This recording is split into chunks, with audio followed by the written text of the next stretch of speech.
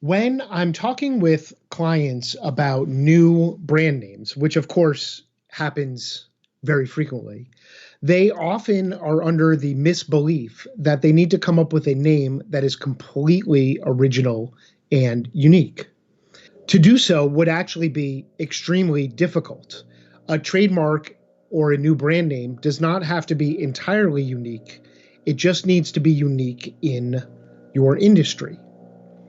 And of course, like everything in trademarks, there is quite a bit of nuance and gray area to that. And I want to spend just a few moments talking about that today.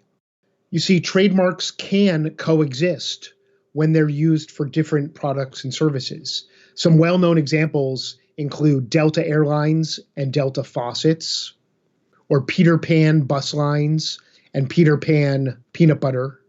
And there are many others that you've likely encountered or seen. Because faucets and airlines have very little, if anything, to do with each other, and no consumer would be likely to believe that one is affiliated with or sponsors the other. However, if someone tried to launch a bus line or a car sharing service and use the Delta name, that might be a problem with Delta Airlines because they're both in the field of transportation. Similarly, if someone was in the tile business or the bathroom repair business and used Delta as their brand name, that might cause a conflict with Delta Faucets because those industries are related, or at least more related. So there's no black and white, easy boundary that can be drawn around a trademark. And it depends where this line is drawn on how strong a particular trademark is. And for that, one would want to refer to the sliding scale of trademark protection, where an arbitrary or made up term has a much broader scope of protection in general than a suggestive term, which has a broader protection than a descriptive term. And finally, a very descriptive term has very little protection, and a generic term, of course, has no protection.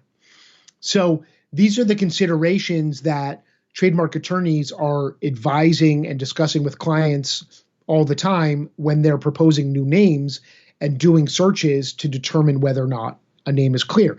It is very likely that you will find someone else using almost any name or a variation of almost any name that you can come up with. But the key is whether or not it's going to create a likelihood of confusion given the factors of the goods and services and the channels of trade and how they're sold and how they're marketed and the other important factors under trademark law.